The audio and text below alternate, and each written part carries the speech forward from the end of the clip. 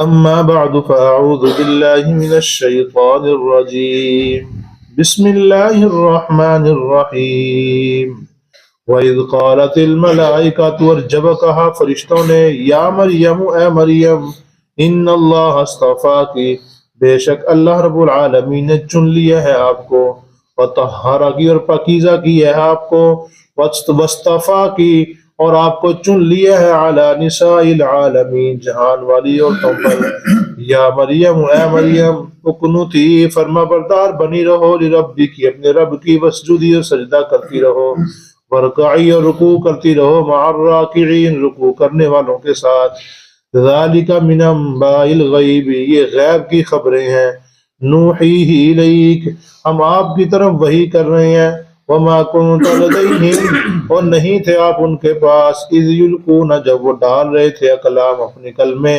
ایہم یکفل مریم کون کفالت کرے گا مریم کی وما کنت لدیہم اور نہیں تھے آپ ان کے پاس اذ یختصمون جب وہ بحث کر رہے تھے صدق اللہ مولانا العظیم اللہم صلی علی محمد وعلی آل محمد كما صليت على إبراهيم وعلى آل إبراهيم إنك حميد مجيد اللهم بارك على محمد وعلى آل محمد كما باركت على إبراهيم وعلى آل إبراهيم إنك حميد مجيد پچھلے درس کا خلاصہ یہ ہے کہ حضرت زکریا علیہ السلام کو رب العالمین نے حضرت یحییٰ علیہ السلام کی خوشخبری دی کہ آپ کو حضرت یحییٰ علیہ السلام پیدا ہوں گے، آپ کو بچے پیدا ہوں گے۔ تو انہوں نے پوچھا یا رب العالمین کیا ایسے ہی ہوگا یا مجھے پھر کسی اور حالت میں جانا پڑے گا یا کسی اور سے شادی کرنی پڑے گی یا مجھے جوانی کی طرف دوبارہ میں ہو جاؤں گا؟ تو یعنی کیفیت پوچھی رب العالمین سے، کیفیت کیا ہوگی؟ تو اللہ نے فرمایا کہ ایسے ہی ہوگی، اسی حالت میں دوں گا۔ 120 سال آپ کی عمر ہی رہے گی، ایسے ہی بڑھاپے میں ہی ہوگا، اور آپ کی بیوی کی 98 سال عمر ایسے ہی رہے گی، نہ عمر کم ہوگی نہ آپ جوان ہوں گے، ایسے ہی رہیں گے، اسی حالت میں دوں گا۔ ایسی حالت میں بغیر اسباب کے، یعنی 98 سال اور 120 سال اسباب تو ختم ہو چکے ہیں، اس کے باوجود رب العالمین نے بیٹا عطا فرما دیا۔ بھی عطا فرمانے والا کون ہے؟ اللہ تعالیٰ۔ آگے فرمایا کہ یہ کام کون سا مشکل ہے، اللہ جو چاہتا ہے کرتا ہے، اللہ کے لیے کوئی کام مشکل نہیں ہے۔ حضرت زکریا علیہ السلام نے کہا یا رب العالمین مجھے کوئی نشانی بھی بتا کہ جب ہو جائے گا، یعنی حمل ہو جائے گا تو مجھے پتہ چل جائے۔ اور اللہ نے فرمایا نشانی یہ ہوگی 3 دن تک آپ لوگوں سے باتیں نہیں کر سکیں گے، صرف اللہ کا ذکر کر سکیں گے اسی زبان کے ساتھ، اور وہ زبان جو لوگوں کے ساتھ بولیں گے تو آپ سے بولا نہیں جائے گا، آپ صرف اشارے کے ساتھ بات کریں گے۔ یہ نشانیاں کون مانگتا ہے؟ جو عالم الغیب نہیں ہوتا، جو ہر جگہ حاضر ناظر ہے، جو ہر جگہ دیکھتا۔ جب اللہ کے نبی زکریا علیہ السلام ہر جگہ حاضر ناظر نہیں، ہر جگہ نہیں دیکھ رہے، عالم الغیب نہیں، تو پھر ان کے علاوہ کون ایسا ہو سکتا ہے جو نبی کے علاوہ او بابے شربابے یہ کہاں سے عالم الغیب ہو سکتے ہیں، یہ کہاں سے لوگوں کے حالات کو دیکھ سکتے ہیں؟ اس سے معلوم ہوتا ہے کہ عالم الغیب کون ہے؟ اللہ۔ آگے فرمایا وَإِذْ قَالَتِ الْمَلَائِكَةُ اور جب کہا فرشتوں نے یا مریم اے مریم ان اللہ اصطفاکی بے شک اللہ تعالیٰ نے آپ کو چن لیا ہے، یعنی قبول فرما لیا ہے، آپ اللہ کے ہاں ایک بڑی برگزیدہ انسان بن چکی ہے، بڑی بزرگ ہستی بن چکی ہیں، لہذا وطہرکی اور آپ کو پاک کر دیا ہے کن چیزوں سے؟ تمام ناپسندیدہ افعال سے، تمام ناپسندیدہ افعال سے ہم نے آپ کو کیا کر دیا ہے؟ پاک کر دیا ہے، لہذا آپ پاک ہیں۔ اور آگے پھر فرمایا وصطفاکی اور ہم نے آپ کو چن لیا ہے نساء العالمین جہان والی عورتوں کے اوپر۔ اب دیکھیے گا 2 دفعہ استفا کی لفظ آیا ہے۔ ایک تو تفسیر اس کی یہ ہے کہ پہلے استفا کا جو لفظ ہے ان اللہ استفا کی، یہ لفظ جو ہے وطہرا کی وصطفا کی، جو دوسرا وصطفا کی یہ پہلے کی تائید ہے، یعنی پہلے کی وضاحت کر رہا ہے، پہلے کے مزید کیا کر رہا ہے؟ یہ وضاحت کر رہا ہے، یعنی اللہ رب العالمین نے ان کو مزید چن لیا ہے، ان کو اللہ کے نیک بندوں میں شمار کر دیا ہے۔ اور دوسرا مطلب اس کا یہ ہے کہ یہ استفا کی پہلا جو ہے یہ ہے بچپن میں، رب العالمین نے بچپن میں ہی قبول کر لیا ان کو، یعنی ان کو بچپن میں ہی رب العالمین نے چن لیا تھا کہ اس بچی کو ہم آگے جا کے ایک مقبول ترین ہستی بنائیں گے۔ آگے وصطفیٰ کی دوسرا مطلب یہ ہے کہ بلوغت کے بعد، بالغ ہو جانے کے بعد رب العالمین نے آپ کو چن لیا کہ آپ جہان والی عورتوں کی کیا بن گئی ہیں، سردار بن چکی ہیں۔ اور تیسرا مطلب اس کا یہ ہے کہ رب العالمین نے آپ کو چن لیا ہے، مطلب جہان والی عورتوں میں سے کسی کے ساتھ ایسا معاملہ نہیں ہوا کہ خامد کے بغیر بیٹا پیدا ہو گیا ہو۔ ہم نے صرف آپ کو چنا ہے کہ آپ کو خامد کے بغیر کیا دیں گے، بیٹا عطا فرمائیں گے۔ اور یہاں پہ ایک اور بحث چھڑتی ہے، حضرت مریم صدیقہ عفیفہ جہان والی عورتوں سے فضیلت والی ہیں، کیا حضرت عائشہ صدیقہ سے بھی زیادہ فضیلت والی ہیں؟ کیا دوسری جو حضرت فاطمہ ہیں ان سے زیادہ فضیلت والی ہیں؟ مطلب اس کا یہ ہے، نیچے لکھا بھی ہوا ہے میں نے، کہ اعلیٰ نساء العالمین، اسی جہان جس وقت وہ تھی اس وقت کی عورتوں سے سب سے زیادہ فضیلت والی تھی، اس وقت کی جہان والوں کی عورتوں میں سے سب سے زیادہ فضیلت والی تھی۔ عیسیٰ علیہ السلام کے بعد نبی علیہ السلام تشریف لائے، اور نبی علیہ السلام کی جو بیوی ہیں عائشہ صدیقہ عفیفہ، ان کے بارے نبی علیہ السلام کا فرمان ہے، آپ نے فرمایا کہ کمال کے مرد کافی سارے گزرے ہیں، کمال کے مرد کافی سارے گزرے، کمال کی عورتیں 3 گزری ہیں۔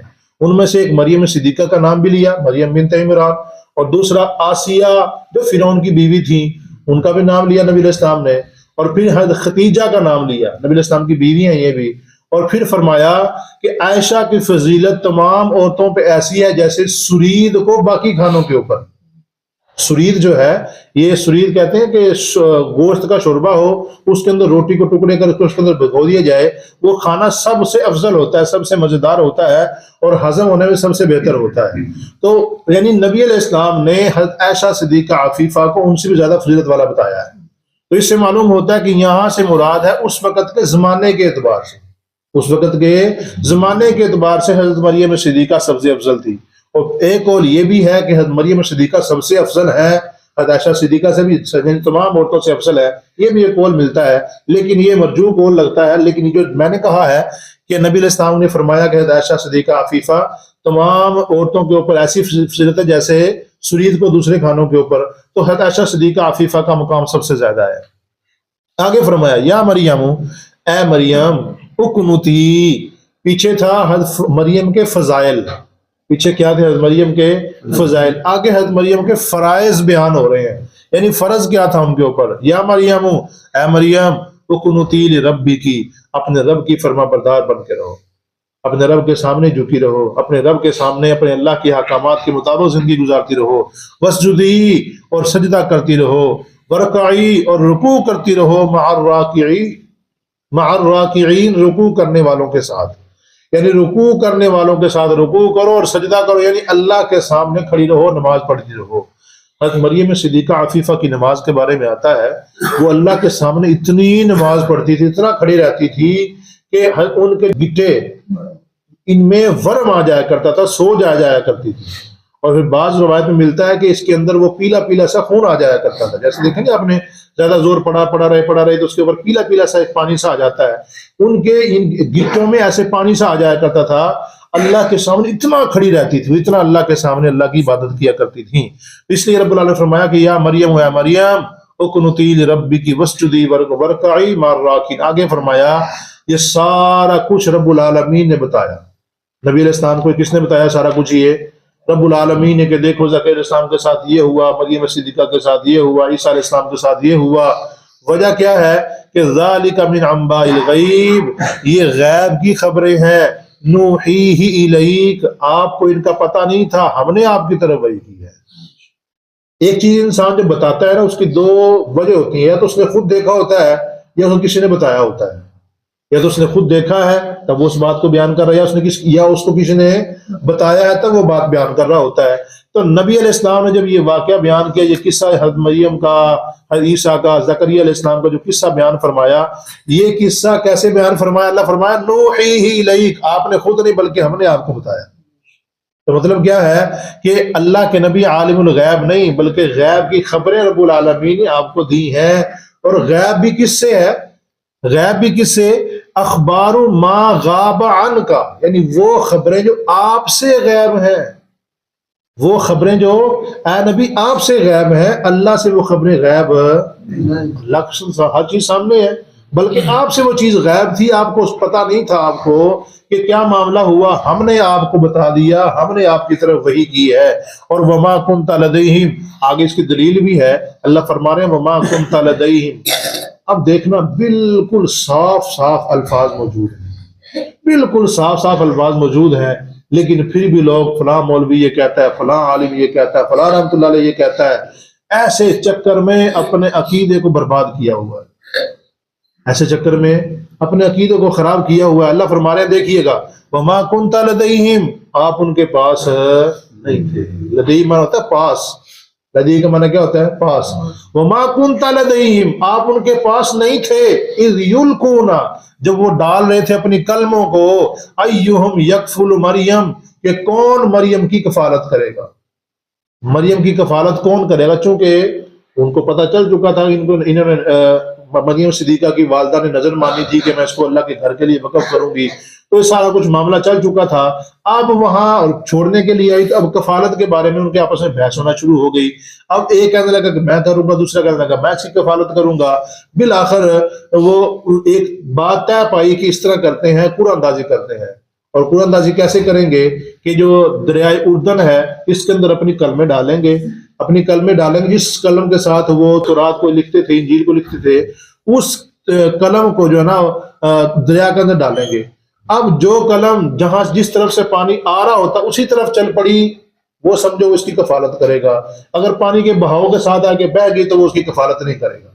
ویسے ہی ہوا، اب انہوں نے قلم ڈالی، حضرت زکریا علیہ السلام کی اسی طرف قلم چڑھنا شروع ہو گئی جس طرف سے پانی آ رہا تھا، باقی قلمیں آگے بہنا شروع ہو گئی۔ تو رب العالمین نے بھی طے کر دیا کہ اس کی کفالت کون کرے گا، حضرت زکریا علیہ السلام کریں گے۔ جب یہ ساری باتیں ہو رہی تھی، اے پیارے پیغمبر آپ ان کے پاس، سوچنے کی بات ہے کہ نہیں؟ اللہ اکبر، کتنے صاف الفاظ موجود ہیں کہ آپ ان کے پاس نہیں تھے۔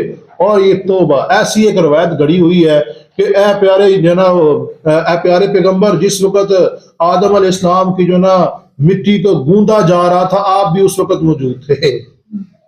عجیب عجیب باتیں گھڑی ہوئی ہیں، عجیب عجیب فلسفے گھڑے ہوئے ہیں۔ اللہ کا قرآن کیا کہہ رہا ہے؟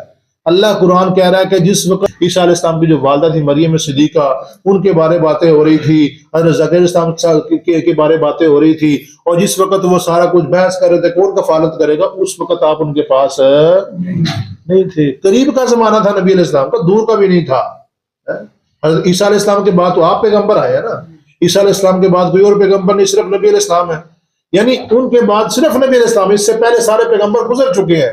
اس کے باوجود اللہ فرما رہے ہیں کہ آپ ان کے پاس نہیں تھے۔ وما کنت لدیہم، اگر کسی کو یہ بھی سمجھنا ہے تو پھر اس کے قسمت ہے، اس کی اپنی سوچ ہے۔